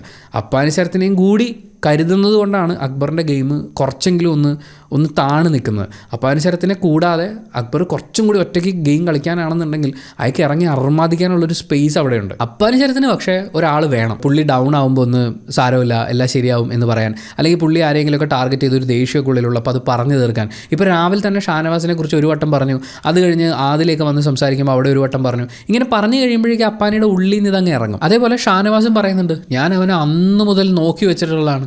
ആക്ച്വലി ഇവർ രണ്ടുപേരും ഇവരുടെ ഗെയിം പ്ലാൻ അങ്ങോട്ടും ഇങ്ങോട്ടും പറഞ്ഞുകൊണ്ടിരിക്കുക. ആ സമയത്ത് അവിടെ ജിസയിലിരിപ്പുണ്ട്. അവർക്ക് രണ്ടുപേർക്കും ഒരു കുഴപ്പമില്ല, കാരണം ഇവർക്ക് രണ്ടുപേർക്കും ഉറപ്പുണ്ട് ഇവിടെ ഒരു ഡിസ്കഷൻ്റെ സമയത്ത് ജിസയിലിരുന്ന് കേൾക്കുന്ന കാര്യം അപ്പുറത്ത് എവിടെയും പോയി പറയില്ലാന്ന്. ജിസയിൽ അത് അവസാന ദിവസം വരെ അങ്ങനെ കണ്ടിന്യൂ ചെയ്യോ എന്നൊന്നും എനിക്കറിയില്ല. അവരത് ചിലപ്പോൾ നോക്കി വെച്ചിട്ട് കൃത്യമായിട്ടുള്ള ഏതെങ്കിലും ഒരു സ്പേസിൽ എടുത്തിട്ടാൽ മതി. ചിലപ്പോൾ ഒരു 50ാമത്തെ ദിവസമൊക്കെ ആകുമ്പോഴേക്കും അക്ബറും അപ്പാനി ശരത്തും കൂടി എന്തെങ്കിലും പ്ലാൻ ചെയ്യുമ്പോൾ നീ അന്ന് അങ്ങനെ പറഞ്ഞില്ലേ, നീ ഷാനവാസിൻ്റെ അടുത്ത് പറഞ്ഞില്ലേ അക്ബർ അങ്ങനെയാണ് ഇങ്ങനെയാണെന്ന് എന്നൊരു ഡയലോഗ് പറഞ്ഞാൽ അപ്പാനി ശരത്ത് തീർന്നു പോകും. ആ കംപ്ലീറ്റ് കോൺവെർസേഷനും അവരതുവരെ ബിൽഡ് ചെയ്തു വന്ന ഗെയിം പ്ലാനും എല്ലാം തകർന്നു പോകും. പക്ഷേ ജിസയിൽ അങ്ങനെ പറയില്ല എന്നുള്ളൊരു വിശ്വാസം ഇവർക്ക് ഉണ്ടായിട്ടുണ്ട്. അത് ഈ പുരുഷന്മാർക്കെല്ലാം ഇടയിൽ സംഭവിച്ചിട്ടുണ്ട്. അതുപോലെ തന്നെ റെനയും സരികയും ഷാരികയും ഒക്കെ അടങ്ങുന്ന ആ ടീമിനും ആ ഒരു ട്രസ്റ്റ് കിട്ടിയിട്ടുണ്ട്. മാത്രമല്ല ജിസയിൽ ആരെക്കുറിച്ചും ഇവരോട് കുറ്റം പറയുന്നില്ല. അതാണ് ഇവിടെ കോൺഫിഡൻസ് ബിൽഡ് ചെയ്യുന്നൊരു കാര്യം. അപ്പാനി ശരത്തും ഷാനവാസും ഇരുന്ന് സംസാരിക്കുമ്പോൾ അക്ബറിനെ കുറിച്ച് അങ്ങോട്ടും ഇങ്ങോട്ടും കുറ്റം പറയുമ്പോഴും ജിസയിൽ തനിക്കറിയാവുന്ന എന്നാൽ ഞാനും വെച്ച് 2 പോയിന്റ് എന്ന് പറഞ്ഞ് അങ്ങനെ പറയുന്നില്ല. അവരത് ജസ്റ്റ് ലിസ്ണിങ് അത്രയേ ഉള്ളൂ. മാത്രമല്ല ജിസയിൽ ഇരിക്കുമ്പോൾ ഷാനവാസിനോട് സംസാരിച്ചപ്പോൾ ഷാനവാസ് കേട്ടു. അതേസമയം ആദില നൂറയൊക്കെ ഇടപെട്ട സമയത്തോ അല്ലെങ്കിൽ രേണു ഇരിക്കുന്ന സമയത്ത് സംസാരിച്ചപ്പോഴൊന്നും ഷാനവാസ് കേൾക്കാൻ കൂട്ടായിട്ടില്ല, എണീറ്റ് പോയിട്ടുണ്ട്. അപ്പോൾ അപ്പാനി ശരത്തിനൊരു ഫീൽ വരും, ഒരു പ്രശ്നം ഉണ്ടാകുന്ന സമയത്ത് ജിസേലിനെയും കൂടി ഇരുത്തി കഴിഞ്ഞാൽ നമുക്ക് സംസാരിക്കാൻ പറ്റും, അങ്ങനെ ഒരു സ്പേസ് കിട്ടും. അതിപ്പോൾ ഷാനവാസിൻ്റെ അടുത്തെന്നല്ല, പൊതുവേ പ്രശ്നം സോൾവ് ചെയ്യാൻ വേണ്ടിയിട്ട് ജിസേൽ മീഡിയേറ്ററായിട്ട് വന്നിരുന്നത് നല്ലതാണ് എന്നൊക്കെ പറയുന്ന പോലത്തെ കുറേ ഇമേജുകൾ ഇവിടെ ബിൽഡ് ചെയ്യപ്പെടുന്നുണ്ട്. ഷാനവാസ് ആക്ച്വലി ആദ്യത്തെ 2 ആഴ്ച നല്ലോണം പൊളിഞ്ഞിരിക്കുകയാണ്. കാരണം പുള്ളി സീരിയൽ ഓഡിയൻസിനെ ടാർഗറ്റ് ചെയ്ത് തന്നെയാണ് വന്നിട്ടുള്ളത്. പുള്ളി തന്നെ ആദ്യം പറഞ്ഞിട്ടുണ്ട്, ഞാനൊരു ആക്ടറാണ്, എൻ്റെ സീരിയൽ ഓഡിയൻസ് പുറത്തുണ്ട്. ഉദ്ദേശം അതേ ഓഡിയൻസിനെ തന്നെയാണ് അനുമോളും അവിടെ ടാർഗറ്റ് ചെയ്തുകൊണ്ടിരിക്കുന്നത്. അനുമോൾ പക്ഷേ അവിടെ വന്ന് ക്യൂട്ട്നെസ് വാരി വെതറി അങ്ങനെ ജീവിച്ചു പോകാം എന്നൊക്കെയാണ് വിചാരിച്ചിരുന്നെങ്കിലും ആ ഗെയിം പ്ലാൻ തെറ്റി. പുള്ളിക്കാരി ഇപ്പോൾ വേറൊരു ട്രാക്കാണ് പിടിച്ചിരിക്കുന്നത്. രാവിലെ അടുക്കളയിൽ വഴക്കെല്ലാം ഉണ്ടാകുന്ന സമയത്ത് അവരങ്ങോട്ടും ഇങ്ങോട്ടും 2 മല്ലന്മാർ കൂട്ടിയിടിക്കുന്ന ഘട്ടം വന്ന സമയത്തും പുള്ളിക്കാരി നിന്ന് സവാള അരിഞ്ഞ് എൻജോയ് ചെയ്യാണ്. ആ ഒരു ട്രാക്കിലേക്ക് അനുമോൾ വരുന്നുണ്ട്. പുതിയ കുറച്ച് ഗെയിം പ്ലേ പരിപാടികളൊക്കെ വരുന്നത് തന്നെയാണ് പ്രതീക്ഷിക്കുന്നത്. ഇന്നത്തെ ആ ഒരു ടോട്ടൽ വഴക്കും ഇവരെല്ലാം, അതായത് അനുമോളെ ചപ്പാത്തി കള്ളി എന്ന് വിളിക്കുമ്പോൾ ഷാനവാസിനെ ഇനി ഓറഞ്ച് കള്ള എന്ന് വിളിക്കാം, റെന ഫാത്തിമേനെ ഇനി ചീസ് കള്ളി എന്ന് വിളിക്കാം. അങ്ങനെ മോഷണങ്ങൾ അവിടെ ഒരുപാട് നടക്കുന്നുണ്ട്. അങ്ങനെ ചപ്പാത്തി കള്ളി എന്ന് പറയുന്ന ഒറ്റ പേരിൽ ആ കള്ളൻ കള്ളി പേരുകൾ ഒതുങ്ങുന്നില്ല എന്ന് പറയുന്ന ആ ഒരു സന്തോഷം ഉണ്ടായിരുന്നു. അതുപോലെ എല്ലാം തമ്മിൽ തല്ലട്ടെ എന്നൊക്കെ പറയുന്ന പോലത്തെ ഒരു രസമുള്ള ആ കാര്യത്തിനെ വളരെ രസകരമായി നോക്കിക്കാണുന്ന ഒരു രീതിയിലായിരുന്നു. ഇനി അങ്ങോട്ടും അതിൻ്റെ ബാക്കി പത്രങ്ങൾ ഉണ്ടാവും എന്നുള്ളൊരു സൂചന തന്നിട്ടാണ് എപ്പിസോഡ് വൈൻഡപ്പ് ചെയ്യുന്നത്. അപ്പോൾ അനുമോളുടെ ട്രാക്ക് അവിടെ നിന്ന് മാറി. പക്ഷേ ഷാനവാസിനെ സംബന്ധിച്ച് ഷാനവാസിന് ഭയങ്കര കൺഫ്യൂഷൻ ഉണ്ടായിരുന്നു. വളരെയധികം ഒബ്സർവ് ചെയ്ത് കുറച്ചും കൂടി ഒരു സേഫ് സോണിൽ നിന്നിട്ട് ആരുടെയും പ്രശ്നങ്ങളിൽ നേരിട്ട് ചെന്ന് ഇടപെടില്ല. ആരെങ്കിലും എന്തെങ്കിലും വന്ന് പറഞ്ഞാൽ അവർ പോയി ഇടപെട്ടിട്ട് അതിൻ്റെ ഇടയിൽ കൂടി ചെന്ന് ഇടപെടുക. ഇങ്ങനെയൊക്കെയാണ് ഷാനവാസ് മുന്നോട്ട് പോയിക്കൊണ്ടിരുന്നത്. പക്ഷേ ലാസ്റ്റ് വീക്കിൽ ലാലേട്ടൻ വന്ന് സംസാരിക്കുന്നതൊക്കെ കേട്ട് കഴിഞ്ഞപ്പോൾ ഷാനവാസിന് ഭയങ്കര കോൺഫിഡൻസ് ആയി. പുറത്ത് പോസിറ്റീവ് ഇമേജ് ആണ് എന്നുള്ളത് മനസ്സിലായി. അപ്പോൾ പുള്ളി ആ രുദ്രനെ അങ്ങ് പുറത്തേക്ക് എടുക്കുകയാണ്. ഇത് തന്നെയാണ് ആര്യൻ ഫസ്റ്റ് നോമിനേറ്റ് ചെയ്യുന്ന സമയത്തോ മറ്റോ പറഞ്ഞത്. ഞാൻ രുദ്രം വരുന്നു എന്ന് പറഞ്ഞിട്ട് ഒരു പൂച്ചക്കുഞ്ഞ് അങ്ങോട്ടും ഇങ്ങോട്ടും നടക്കുന്നത് മാത്രമേ കണ്ടുള്ളൂ എന്ന് പറയുന്നതെന്ന് മാറി ശരിക്കുള്ള രുദ്രനെ പുറത്തേക്ക് എടുക്കുക, ഐഡിയാസ് ഉണ്ടാക്കുക, നടന്നു വരുന്ന സമയത്ത് മീശയ്ക്ക് ഇങ്ങനെ പിരിക്കുക, ആ സ്റ്റൈലും പരിപാടിയൊക്കെ പിടിച്ചുകൊണ്ട് ഷാനവാസ് ശരിക്കും അവിടെ രുദ്രനായിട്ട് അഭിനയിക്കുകയാണ്. അതിൻ്റെ ഭാഗമാണ് ഓപ്പോസിറ്റുള്ള ആളെയൊക്കെ ഇങ്ങനെ പറഞ്ഞ് പേടിപ്പിച്ച് നിർത്തുക എന്നുള്ളത്. ആക്ച്വലി ശരത്തിൻ്റെ അടുത്ത് ഇങ്ങനെ കാണിച്ചുകൊണ്ടിരിക്കുന്നത് ഭയങ്കര മോശം പ്ലേ ആണ്. 100 വരെ പറഞ്ഞു, എന്നിട്ടും പുള്ളിക്ക് മനസ്സിലായിട്ടില്ല. പുള്ളി അത് ഭയങ്കര ഹീറോയിക്, താനൊരു ഹീറോ ആണ്, നായകനാണ് എന്ന് പറയുന്ന ആ ഒരു വിശ്വാസത്തിൽ അങ്ങനെ ഇരിക്കുകയാണ്. എന്തായാലും ആ കോൺവെർസേഷൻ അങ്ങനെ മുന്നോട്ട് പോകുന്നതിനിടയ്ക്ക് അപ്പാനി ചേർത്ത് ഒരു സംഭവം പറയുന്നുണ്ട്. അങ്ങേര് എന്നോട് അങ്ങനെയൊക്കെ പറഞ്ഞോട്ടെ, പുള്ളി എന്നെക്കാളും മൂത്താണ്, പുള്ളിക്ക് എന്തും പറയാനുള്ള ഒരു അവകാശമുണ്ട് എന്നുള്ള രീതിയിൽ ഒരു ഡയലോഗ് അടിക്കുന്നുണ്ട്. ആ ഡയലോഗ് കേട്ടപ്പോൾ എനിക്ക് തോന്നി, അതായത് രുദ്രനായിട്ടിരിക്കുകയാണല്ലോ, ഹീറോ ആയിട്ടിരിക്കുകയാണല്ലോ, എല്ലാവരെയൊക്കെ ഭരിക്കാനും എല്ലാവരെയൊക്കെ എന്നെ പേടിച്ച് നിൽക്കണം എന്ന് പറയുന്ന ആ ഒരു സാധനമൊക്കെ പുള്ളിയുടെ ഉള്ളിലുണ്ടല്ലോ. അപ്പോൾ പ്രായം കൊണ്ട് മൂത്തതായതുകൊണ്ട് പുള്ളിക്ക് എന്നെ എന്ത് വേണമെങ്കിലും പറയാൻ സ്വാതന്ത്ര്യമുണ്ട് എന്നൊരാൾ പറയുമ്പോൾ ആ ഒരു ആറ്റിറ്റ്യൂഡ് ഉണ്ടല്ലോ, അത് പെട്ടെന്ന് അങ്ങനെയാണോ, എന്നാൽ പിന്നെ അവനോട് ക്ഷമിച്ചേക്കാം എന്ന് പറയുന്ന ഒരു ഇമേജ് ഉണ്ടാവാൻ സാധ്യതയുണ്ട്. അത് വർക്കാവുന്നു എന്ന് എനിക്ക് തോന്നി. കാരണം പിന്നീട് അങ്ങോട്ട് അപ്പാനി ശരത്ത് ഷാനവാസിനെ വിളിച്ചുകൊണ്ട് പോയി ഞാൻ വേണേൽ കാല് പിടിക്കാം, മാപ്പ് എന്നൊക്കെ പറഞ്ഞ് അങ്ങനെയൊക്കെ പറയുന്ന സമയത്ത് ഷാനവാസ് എവിടെയോ ഒന്ന് അലിഞ്ഞിട്ടുണ്ട്. അത് കഴിഞ്ഞ് പണിപ്പുരയിലേക്ക് പോകാനുള്ള സെക്കൻഡ് ടാസ്ക് ആരംഭിക്കുകയാണ്. സത്യം പറയാലോ, ടാസ്ക് തുടങ്ങിയപ്പോൾ ഞാൻ വിചാരിച്ചു ഇതെന്താ ബാലരമയുടെ വല്ല പരിപാടിയാണോ എന്ന്. കാരണം ഈ കുഞ്ഞു പിള്ളേരുടെയൊക്കെ കഥാപുസ്തകങ്ങൾ കാണുന്ന പോലെ മൃഗങ്ങളുടെ തലയൊക്കെ ഇങ്ങനെ ഒട്ടിച്ചു വെച്ചിട്ടുണ്ട്. അപ്പോൾ ആദ്യത്തെ ടീം വന്നിട്ട് ആ ടീമിലെ ഓരോരുത്തർക്കും അവരുടെ ക്യാരക്ടറിനോട് ചേർന്ന് നിൽക്കുന്ന ഒരു ജീവിയെ സെലക്ട് ചെയ്യാം, എന്നിട്ട് അതിൻ്റെ പുറകിൽ പോയി ഒളിച്ചു നിൽക്കാം. അടുത്ത ടീം വന്നിട്ട് ഈ മൃഗങ്ങളെ നോക്കിയിട്ട് മൃഗങ്ങളുടെ ക്യാരക്ടറിസ്റ്റിക്സ് വെച്ച് അതിൻ്റെ പുറകിൽ നിൽക്കുന്ന ആൾ ആരാണ് എന്നുള്ളത് ഗസ് ചെയ്യണം. അപ്പോൾ കൃത്യമായിട്ട് ഗസ് ചെയ്യുക എന്നുള്ളതാണ്. ഞാനിതിങ്ങനെ കണ്ടു കഴിഞ്ഞപ്പോൾ ഇത് 7ൻ്റെ പണി എന്നൊക്കെ പറഞ്ഞാൽ 7ാം ക്ലാസ്സിലെ പണിയാണോ എന്നിങ്ങനെ ആലോചിച്ചു. പക്ഷേ ശരിക്കും 7ൻ്റെ പണി തന്നെയായിരുന്നു. കാരണം അവിടെ വന്ന ഓരോ ആൾക്കാരും ഓരോ ജീവികളെ സെലക്ട് ചെയ്യുന്ന സമയത്ത് എൻ്റെ ക്യാരക്ടർ ഇങ്ങനെയാണ്, അതുകൊണ്ട് ഞാൻ ഈ ജീവിയുടെ ഭാഗമാവും. ഇപ്പോൾ കഴുതയുടെ കാര്യം എടുത്താൽ ഭാരം ചുമക്കുന്ന ജീവിയാണ് കഴുത. അപ്പോൾ എല്ലാവരുടെയും ഭാരം ചുമക്കുന്ന, അതായത് എല്ലാവരുടെയും വിഷമങ്ങളും സന്തോഷങ്ങളും സങ്കടങ്ങളും എല്ലാം എടുത്തു പിടിക്കുന്ന ഒരാളെന്നുള്ള നിലയ്ക്കാണ് സരിക അത് ഏറ്റെടുക്കുന്നത്. പക്ഷേ ഈ ടീമിനെ ഐഡൻറ്റിഫൈ ചെയ്യാൻ, ആരൊക്കെയാണ് ഈ ജീവികളുടെ പുറകിൽ നിന്ന് ഐഡൻറ്റിഫൈ ചെയ്യാൻ വരുന്ന ആൾക്കാർ, കഴുത എന്ന് പറയുമ്പോൾ ബുദ്ധിയില്ലാത്ത ജീവിയാണ്. അപ്പോൾ ആ ബുദ്ധിയില്ലാത്തത് ആരാണ് എന്നുള്ള രീതിയിലാണ്. അതൊരു നല്ല സ്ട്രാറ്റജി ആയിരുന്നു. കുറച്ച് ആൾക്കാർ അത് വളരെ നന്നായിട്ട് ഉപയോഗിച്ചിട്ടുണ്ട്. ആ ടാസ്ക് കഴിഞ്ഞപ്പോഴേക്കും ഒനിയിലും ഷാനവാസും പൊളിഞ്ഞ് നല്ലൊരു ലെവലിലേക്ക് എത്തിയിട്ടുണ്ട്. അവരുടെ ഈഗോ ഭീകരമായിട്ട് ഹേർട്ട് ചെയ്യപ്പെട്ടിട്ടുണ്ട്. ചെറിയൊരു ഉദാഹരണം പറഞ്ഞു കഴിഞ്ഞാൽ ബിന്നി ഈച്ചയാണ് സെലക്ട് ചെയ്തത്. അപ്പോൾ ബിന്നി ഈ ഹൈജീൻ്റെ കാര്യമൊക്കെ ഒരുപാട് പറഞ്ഞാണല്ലോ. അപ്പോൾ ഞാൻ വിചാരിച്ചു ഈച്ച ബിന്നി സെലക്ട് ചെയ്യാൻ സാധ്യതയില്ലാത്ത ഒന്നാണ്. പക്ഷേ ശല്യം ചെയ്യുന്നു എന്നൊക്കെ പറയുന്ന ഒരു ആംഗിളിലാണ് അവർ ഈച്ചയെ എടുത്തത്. ഓന്തിനെ കൃത്യമായി ശൈത്യ തന്നെ എടുത്തു. ശൈത്യ പറഞ്ഞ കാരണത്തിനല്ല ശൈത്യ ഓന്താവേണ്ടത് എന്നുള്ളത് ഈ കഴിഞ്ഞ ദിവസത്തെ ഗെയിമൊക്കെ കണ്ടിട്ടുള്ള ചില ആളുകൾക്ക് ഒരു പക്ഷേ തോന്നിയേക്കാം. എന്തായാലും അവരെടുത്തിരിക്കുന്നത് ഇന്നിപ്പോൾ എനിക്ക് പെട്ടെന്ന് ഒരാളോട് ഭയങ്കര സ്നേഹമായിരിക്കും, പക്ഷെ പെട്ടെന്ന് തന്നെ എനിക്കത് ദേഷ്യമായിട്ടും സങ്കടമായിട്ടൊക്കെ മാറിയേക്കാം. അങ്ങനെ ഇമോഷൻസ് പെട്ടെന്ന് മാറും എന്നുള്ള രീതിയിലാണ് ശൈത്യ ഓന്തിനെ സെലക്ട് ചെയ്തത്. ജിസേൽ പട്ടിയാണ് സെലക്ട് ചെയ്തത്. പട്ടിയെ സെലക്ട് ചെയ്യുമ്പോൾ ജിസേൽ പറയുന്നത് വളരെ ലോയലായിട്ട് നിൽക്കുന്നു, അതുപോലെ തന്നെ വളരെ എക്സൈറ്റഡ് ആണ് ഓരോ പുതിയ കാര്യങ്ങളും ചെയ്യാൻ. ശരിയാണ്, പട്ടി എന്നൊക്കെ പറയുമ്പോൾ പൊതുവെ അങ്ങനെയാണ്, എല്ലാത്തിനും ചാടി ചാടി നിൽക്കും, ഭയങ്കര നന്ദി കാണിക്കുന്ന ഒരു ജീവിയാണ്. പക്ഷേ പട്ടിയെ ബാക്കിയുള്ളവർ സെലക്ട് ചെയ്യുന്നത്, അതായത് അടുത്ത ടീം വരുന്ന ആൾക്കാർ പട്ടി ഇന്ന ആളായിരിക്കും എന്ന് പറയുന്നത് ഈ പറഞ്ഞ ക്വാളിറ്റീസ് വെച്ചിട്ടായിരിക്കില്ല. ഒനീൽ കുറുക്കനെയാണ് സെലക്ട് ചെയ്തത്, കാരണം നല്ല ബുദ്ധിയുള്ള ജീവിയാണ് എന്നാണ് ഒനീൽ പറയുന്നത്. അനീഷ് കാണ്ടാമൃഗത്തിന്റെ തൊലിക്കെട്ടി തനിക്കുണ്ട് എന്ന് പറഞ്ഞ് കാണ്ടാമൃഗത്തിനെ സെലക്ട് ചെയ്യുന്നു. നൂറ എലിയെ സെലക്ട് ചെയ്യുന്നു. രേണു ആമയും ശാരിക പാമ്പിനെയുമാണ് സെലക്ട് ചെയ്യുന്നത്. ഷാനവാസ് ആസ് യൂഷ്വൽ നമ്മൾ പ്രതീക്ഷിക്കുന്ന പോലെ സിംഹത്തിനെ തന്നെ സെലക്ട് ചെയ്തു. എതിരെ വന്നാൽ ഞാൻ കടിച്ചു കയറും എന്ന് ഇവരെല്ലാവരും വിചാരിക്കുന്നതുകൊണ്ട് ഞാൻ സിംഹം എന്നാണ് ഷാനവാസ് പറയുന്നത്.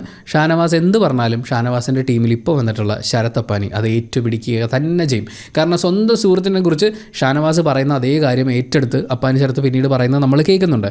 എന്തായാലും അങ്ങനെ ഒളിച്ചു നിന്ന ആൾക്കാരെ നല്ലോണം പൊളിച്ചുകൊണ്ടാണ് പിന്നീട് വന്ന ടീം പല കാര്യങ്ങളും പറഞ്ഞത്. അതിൽ ആദില പറഞ്ഞിട്ടുള്ള ചില സ്റ്റേറ്റ്മെൻറ്റ്സ് അത് ആരെക്കുറിച്ചൊക്കെയാണോ പറഞ്ഞത് അവർക്ക് നല്ലോണം പൊളിഞ്ഞിട്ടുണ്ട്. അതുകൊണ്ട് തന്നെ അടുത്ത അവസരം കിട്ടിയപ്പോൾ അവരത് തിരിച്ചു വെച്ചിട്ടുണ്ട്. ഒനീലിനെ കുറിച്ച് ആദില പറയുന്നത് ഈച്ച ഒനീലായിരിക്കും, കാരണം ഒരു കാര്യമില്ലാതെ അങ്ങോട്ടും ഇങ്ങോട്ടൊക്കെ നടക്കുന്നു എന്ന് പറയുന്നൊരു പ്രയോഗമാണ്. അത് ഭയങ്കരമായിട്ട് ഒനീലിന് കൊണ്ടിട്ടുള്ളത് കൊണ്ട് കയറി വരുന്ന സമയത്ത് ഈ ഹയനയെ കാണുമ്പോൾ വേസ്റ്റ് എടുക്കുന്ന ജീവി, ആ വേസ്റ്റ് എടുക്കുന്ന അപ്പോൾ ആദില തന്നെ എന്ന് ഒനീൽ പറയുന്നുണ്ട്. ഒനീൽ വേറെ ആരുടെ ഒരു ഡിസ്കഷൻ പോയിന്റിനൊന്നും വെയിറ്റ് ചെയ്യുന്നില്ല, അത് ആദില തന്നെ എന്ന് ഒനീൽ ഉറപ്പിക്കുന്നുണ്ട്. സിംഹമായിട്ട് നിന്ന ഷാനവാസിനെ അക്ബർ അടക്കമുള്ള ആളുകൾ പറയുന്നത് പുള്ളി കാണ്ടാമൃഗമാണ്, കാണ്ടാമൃഗത്തിൻ്റെ തൊലിക്കെട്ടിയാണ് എന്നുള്ളതാണ്. ആ സമയത്ത് ഷാനവാസ് ഡാൻസൊക്കെ കളിച്ച് നല്ല എക്സ്പ്രഷനൊക്കെ ഇടുന്നുണ്ട്. പക്ഷേ പൊളിഞ്ഞൊരു ലെവലായിട്ട് പുള്ളി തിരിച്ചു വന്ന ഉടനെ ശവന്തിനി ആണെങ്കിൽ അത് അക്ബർ തന്നെ എന്ന് പറയുന്നുണ്ട്. അത് ഒരു പ്രാവശ്യമല്ല, ഒന്നിലധികം തവണ പറയുന്നുണ്ട്. ആ പറയുന്നത് അപ്പാനി ശരത്തെ ഏറ്റു പറയുന്നുണ്ട്. പക്ഷേ അവിടെ നമ്മൾ ശ്രദ്ധിക്കേണ്ട ഒരു കാര്യം എന്ന് വെച്ചാൽ അക്ബറിൻ്റെ ചിരിയുണ്ടല്ലോ, അക്ബറിൻ്റെ ചിരി അത് ഈഗോ ഹേർട്ടായ ചിരിയല്ല, ഞാൻ അവൻ്റെ ഈഗോ ഹേർട്ട് ചെയ്തു എന്ന് പറയുന്ന അത് തിരിച്ചറിയുമ്പോഴുള്ളൊരു കോൺഫിഡൻസിൽ നിന്ന് വരുന്ന ചിരിയാണ്. അത് അങ്ങോട്ടും ഇങ്ങോട്ടും പലരുടെയും എക്സ്പ്രഷൻസിൽ നിന്ന് നമുക്ക് പലതും വായിച്ചെടുക്കാനുള്ളതുകൊണ്ട്. എന്തായാലും ഗെയിമൊക്കെ കഴിഞ്ഞിട്ട് സരിക പൊതുവെ ഭയങ്കര കൺഫ്യൂഷനുള്ള ഒരാളാണ്. അതായത് അന്നേരത്തെ ഒരു സന്തോഷത്തിന് ഇഷ്ടത്തിന് പല കാര്യങ്ങളും ചെയ്യും, പക്ഷേ കുറച്ച് കഴിയുമ്പോൾ സരിക ഇരുന്ന് ആലോചിക്കും ഇനി ഞാൻ ചെയ്തതെങ്ങാനും പ്രശ്നമാണോ. അതായത് ഇവരെല്ലാവരും പുറത്തുള്ള ഇമേജിനെ കുറിച്ച് ഭയങ്കര കോൺഷ്യസ് ആണ്. ആ കോൺഷ്യസ് ആവുന്നതിലൂടെ ഭയങ്കര കൺഫ്യൂസ്ഡ് ആണ് സരിക എന്ന് പറയുന്നത്. അപ്പോൾ സരികയെ നമ്മുടെ ഷാനവാസ് അടക്കമുള്ള ആളുകൾ ഇരുന്ന് പറഞ്ഞ് തിരുത്തുന്നുണ്ട്. നിന്നെ കഴുതയാക്കിയത് ബുദ്ധിയില്ലാത്ത ജീവി ആയതുകൊണ്ടാണ് എന്നൊക്കെയാണ് പറയുന്നത്. അപ്പോൾ അനീഷ് അവിടെ ചെന്ന് അത് തിരുത്തുന്നുണ്ട്. സരികയെ നമ്മൾ കഴുത എന്ന് പറയുന്ന ജീവിയുടെ പുറകിൽ നിർത്തിയത് അവർക്ക് ബുദ്ധിയില്ലാത്തത് കൊണ്ടല്ല, അവരെല്ലാവരുടെയും ഭാരം എടുക്കുന്ന ഒരാളെന്നുള്ള രീതിയിൽ അതൊരു പോസിറ്റീവ് സെൻസിലാണ് നമ്മൾ എടുത്തിട്ടുള്ളത്. എല്ലാ ജീവികൾക്കും അതിൻ്റേതായ ഗുണമുണ്ട് എന്നൊക്കെ അനീഷ് പറയുന്നുണ്ട്. പക്ഷേ ഷാനവാസ് പറയുന്നത് കൊച്ചു കുട്ടികൾക്ക് വരെ അറിയാം ബുദ്ധിയില്ലാത്ത ജീവിയാണ് കഴുതാന്ന്. പെട്ടെന്ന് കേൾക്കുമ്പോൾ ചിലപ്പോൾ നമുക്കും തോന്നും കഴുതയ്ക്ക് ബുദ്ധിയില്ല എന്നുള്ളത് ശരിയാണല്ലോ എന്നൊക്കെ. പക്ഷേ ഷാനവാസ് അതവിടെ ഉപയോഗിക്കുന്നത് കഴുതയ്ക്ക് ബുദ്ധിയില്ല എന്ന് പറയുന്നൊരു ചൊല്ല് കേട്ടു എന്നുള്ളതുകൊണ്ടല്ല, സരികയെ കൺഫ്യൂസ് ചെയ്യിക്കണം. സരികയെ കൺഫ്യൂസ് ചെയ്ത് കഴിഞ്ഞാൽ പുള്ളിക്കാരി ചിലപ്പോൾ കരയും, ചിലപ്പോൾ ടീമിന് ഓപ്പോസിറ്റ് വന്ന് നിൽക്കാം, അങ്ങനെയൊക്കെയുള്ള കുറേ മാനിപ്പുലേറ്റിംഗ് ഒരു പരിപാടിക്ക് വേണ്ടിയിട്ട് അത് ഉപയോഗിച്ചു എന്നുള്ളതുകൊണ്ടാണ് അതൊരു പ്രശ്നമായിട്ട് മാറുന്നത്. അപ്പോൾ സ്വന്തം ടീം അംഗത്തിനെ ഒപ്പം തന്നെ നിർത്തുക എന്ന് പറയുന്നൊരു സ്ട്രാറ്റജിയുടെ ഭാഗം കൂടിയായിട്ട് അനീഷ് അതിന് തിരിച്ച് മറുപടി പറയുന്നത് നിന്നെപ്പോലെയുള്ള കഴുതകൾ അവരുടെ മക്കൾക്ക് ഇതിങ്ങനെ പറഞ്ഞ് പഠിപ്പിച്ചു കൊടുത്തുകൊണ്ടിരിക്കുകയാണ് എന്നാണ്. അത് വീണ്ടും വീണ്ടും സ്വന്തം മക്കളെ പഠിപ്പിക്കുന്ന ഒരു കാര്യമാണ് എന്നൊക്കെ പറഞ്ഞുകൊണ്ട് അനീഷ് അതിനെ എതിർക്കുന്നുണ്ട്. അത് കഴിഞ്ഞ് ജിസയിലും ഷാനവാസും തമ്മിലുള്ള ഒരു കോൺവെർസേഷൻ ഉണ്ട്. ആ കോൺവെർസേഷനെ കുറിച്ചാണ് ഞാൻ പറഞ്ഞത്. ജിസേൽ ആരെക്കുറിച്ചും കുറ്റം പറയുന്നില്ല. അക്ബറിന് ബുദ്ധിയുണ്ട്, അപ്പാനി ശരത്ത് ഭയങ്കര പാവമാണ് എന്ന് പറയുന്നുണ്ട്. എന്തായാലും ഇവർ തമ്മിൽ സംസാരിച്ചു തുടങ്ങുന്ന സമയത്ത് അക്ബറിനെ കുറിച്ച് ആദ്യം സംസാരിക്കുന്നു. ശാരിക സരിക അവരുടെ ആ ഒരു കോൺവെർസേഷൻ, ആ ഒരു സംഭവം ഉണ്ടായ സമയത്ത് ശാരികയുടെ പ്രൊഫഷനെ കുറ്റം പറഞ്ഞു, അവരുടെ ജീവിതമാർഗ്ഗമല്ലേ, അപ്പോൾ അതിനെ കുറ്റം പറഞ്ഞ് അങ്ങനെ അവഹേളിക്കരുതായിരുന്നു, അതൊരു പ്രശ്നമായിരുന്നു എന്നൊക്കെയാണ് പറയുന്നത്. നമ്മൾ തലേ ദിവസം രാത്രി മുതലേ എടുത്ത് നോക്കുകയാണെങ്കിൽ ഷാനവാസ് ജിസേലിൻ്റെ ഒപ്പം നടന്ന് പറയുന്നത് മുഴുവൻ അക്ബറിൻ്റെ കുറ്റങ്ങളാണ്. ഷാനവാസ് ഒരു ടീം ബിൽഡ് ചെയ്യാനൊന്നും ശ്രമിക്കുകയല്ല, പക്ഷേ തൻ്റെ കയ്യിൽ കുറച്ച് ഐഡിയ ഒക്കെ ഉണ്ട്, എൻ്റെ പരിപാടി ഇതാണ് എന്ന് 4 പേരോട് പറയുമ്പോൾ കിട്ടുന്നൊരു സംഭവം ഉണ്ടല്ലോ. ചില ആൾക്കാർ അങ്ങനെയാണ്, എന്തെങ്കിലും ഒരു കാര്യം ഫുൾ എക്സിക്യൂട്ട് ചെയ്ത് അതിൽ നിന്ന് വിജയിച്ച് കഴിഞ്ഞിട്ട് എല്ലാവരും മനസ്സിലാക്കിയാൽ മതി എന്ന് ചിന്തിക്കുന്നതിന് പകരം ഞാൻ ചെയ്യാൻ പോകണുണ്ടല്ലോ ഈ പരിപാടിയാണ് എന്നിങ്ങനെ എല്ലാവരോടും പറഞ്ഞുകൊണ്ട് കിടക്കും. അപ്പോൾ അങ്ങനെ ഒരു ആറ്റിറ്റ്യൂഡിൻ്റെ ഭാഗമായിട്ടായിരിക്കും ജിസേലിനോട് ഈ പറഞ്ഞ പരിപാടികളൊക്കെ പറയുന്നുണ്ട്. അപ്പോൾ ജിസേൽ ഇങ്ങനെ ചോദിക്കുന്നുണ്ട്, അപ്പാനി ശരത്തുമായിട്ട് നിങ്ങൾ മുമ്പേ ഫ്രണ്ട്സ് ആണല്ലോ, ഇവിടെ വരുന്നതിന് മുമ്പേ നിങ്ങൾക്ക് പരിചയമുണ്ടല്ലോ, അപ്പോൾ നിങ്ങൾ എന്തുകൊണ്ട് തമ്മി കണ്ടില്ല? അങ്ങനെ തമ്മി കണ്ടിട്ടില്ലെങ്കിൽ നിങ്ങൾ പുറത്ത് വെച്ചിട്ടുണ്ടായിരുന്നു എന്ന് പറയുന്ന സൗഹൃദത്തിൽ എന്താണ് അർത്ഥം? ഇപ്പോൾ നിങ്ങളെനിക്ക് മുൻപേ അറിയാമായിരുന്നെങ്കിൽ ബിഗ് ബോസ് ഹൗസിൽ ഞാൻ നിങ്ങളോട് കുറച്ച് കൂടുതൽ അറ്റാച്ച്ഡ് ആയിരിക്കും. അങ്ങനെയാണല്ലോ ഫ്രണ്ട്ഷിപ്പ് എന്ന് പറയുന്നൊരു അല്ലെങ്കിൽ ഇമോഷണൽ ഒരു കണക്ഷൻ എന്ന് പറയുന്നത്.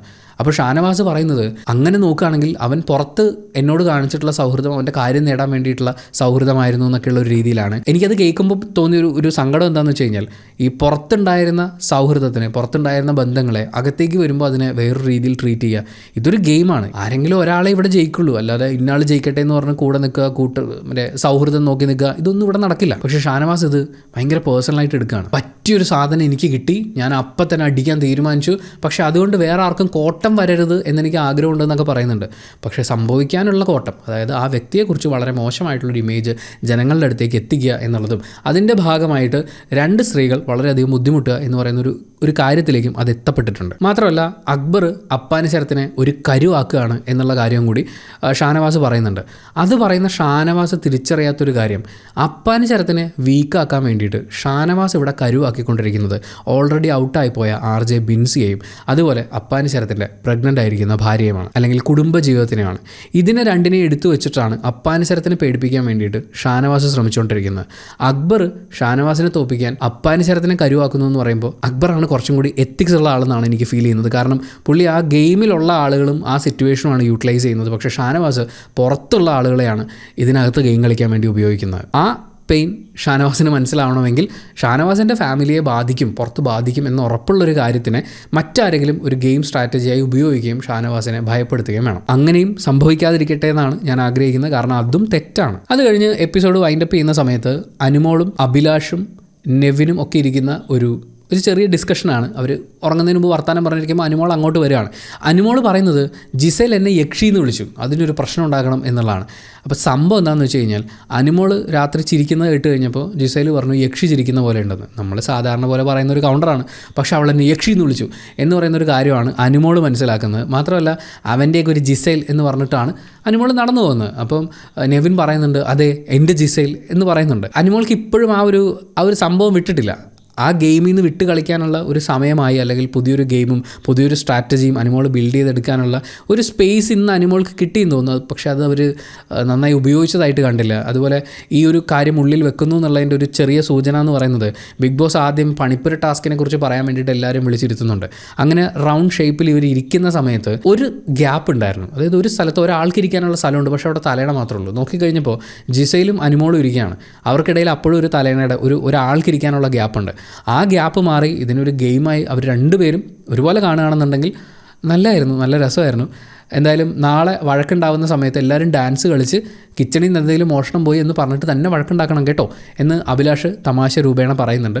അങ്ങനെ ഈ എപ്പിസോഡ് വൈൻഡപ്പ് ആയിരിക്കുകയാണ്. എന്തായാലും ബിഗ് ബോസ് സീസൺ 7 മലയാളത്തിൻ്റെ 16ാമത്തെ ദിവസം അങ്ങനെ പാസ് ചെയ്ത് പോകുമ്പോഴേക്കും നമുക്ക് കുറേയും കൂടി പിക്ചർ ക്ലിയർ ആവുന്നുണ്ട്. ആരൊക്കെയാണ് ശരിക്കും സ്ട്രോങ് ആയിട്ടുള്ള പ്ലെയേഴ്സ്, ആരൊക്കെയാണ് ഈ ഗ്രൂപ്പിസത്തിൻ്റെ പേരിൽ മാത്രം അവിടെ പിടിച്ചു നിന്ന് പോകുന്ന ആളുകൾ, ആരൊക്കെയാണ് ഈ അടുത്ത് തന്നെ സ്ട്രാറ്റജി മാറ്റാൻ പോകുന്ന ആളുകൾ, ഏതൊക്കെ ടീമുകളാണ് പൊളിയാൻ പോകുന്നത് എന്നൊക്കെയുള്ളത് ഈ 7ൻ്റെ പണിയായിട്ട് തന്നെ അവിടെ അകത്തുള്ള ആളുകൾക്ക് ഫീൽ ചെയ്ത് തുടങ്ങിയിട്ടുള്ളൊരു സമയമാണ്.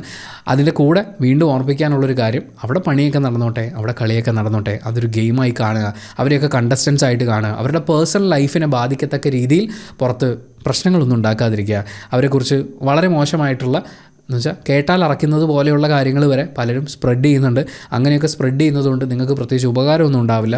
മാത്രമല്ല അത്തരം ഫേക്കായിട്ടുള്ള വാർത്തകൾ പ്രചരിപ്പിക്കുന്നവരുടെ ശ്രദ്ധയ്ക്ക് പുറത്തുള്ള അവരുടെ ബന്ധുക്കൾക്ക് മിക്കവാറും അവരൊരു പവർ ഓഫ് അറ്റേണൊക്കെ കൊടുത്തിട്ട് തന്നെ ആയിരിക്കും പോയിട്ടുണ്ടാവുക. അവർ കേസുമായി മുന്നോട്ട് പോവുകയാണെന്നുണ്ടെങ്കിൽ നിങ്ങൾ പെടും. അപ്പോൾ അത്തരം പരിപാടികൾ ചെയ്യാതിരിക്കുക. കേസുമായിട്ട് പോയിട്ടില്ലെങ്കിലും അങ്ങനെയുള്ള പരിപാടികളിൽ ഏർപ്പെടാതിരിക്കുക എന്ന് പറയുന്നത് ഒരു ബേസിക് ഹ്യൂമൻ ക്വാളിറ്റിയാണ്. അങ്ങനെ ക്വാളിറ്റിയുള്ള ആളുകളാണ് നമ്മൾ എന്നുള്ളത് എല്ലാവരും പ്രൂവ് ചെയ്യുക, അത്രേ ഉള്ളൂ. അപ്പോൾ thank you so much for watching this video. Video like ചെയ്യുക, കമൻറ്റ് ചെയ്യുക, ഷെയർ ചെയ്യുക, സബ്സ്ക്രൈബ് ചെയ്യുന്ന കാര്യം പരിഗണിക്കുക. പിന്നെ ഒരു കാര്യവും കൂടി, അത് വീണ്ടും ഓർമ്മിപ്പിക്കുകയാണ്, വീഡിയോയുടെ താഴെ വരുന്ന കമൻസിൽ ക്രിയാത്മകമായി വിമർശിക്കുന്ന കമൻറ്റുകളൊന്നും വലിയ കുഴപ്പമില്ല. പക്ഷേ മറ്റുള്ളവരെ കുറ്റപ്പെടുത്തുക, തെറി വിളിക്കുക തുടങ്ങിയിട്ടുള്ള പരിപാടികൾ വന്നു കഴിഞ്ഞാൽ ആ കമൻസ് ഡിലീറ്റ് ചെയ്യുന്നതായിരിക്കും. പിന്നെ ആവർത്തിച്ച് കഴിഞ്ഞാൽ ചാനലിൽ നിന്ന് അങ്ങനെ ആൾക്കാരെ ഹൈഡ് ചെയ്യുന്നതായിരിക്കും. ഇപ്പോൾ ചാനലിൽ നിന്ന് ഹൈഡ് ചെയ്ത ആൾക്കാരുടെ എണ്ണം വളരെ വലുതായിക്കൊണ്ടിരിക്കുകയാണ്. ഇതിങ്ങനെ പോയി എൻ്റെ ഇപ്പോൾ ഉള്ള സബ്സ്ക്രൈബർ കൗണ്ടിനേക്കാൾ കൂടുതലാവാനുള്ള സാധ്യതയും ഞാൻ കാണുന്നുണ്ട്. അങ്ങനെയുള്ള PR അറ്റാക്കുകൾക്കും തെറി വിളിക്കുകൾക്കും വേണ്ടിയിട്ടുള്ള ഒരു സ്പേസായി നമ്മുടെ കമൻറ്റ് ബോക്സ് മാറ്റാൻ ഉദ്ദേശിച്ചിട്ടില്ല. അപ്പോൾ ശരി, അടുത്ത വീഡിയോയിൽ കാണാം.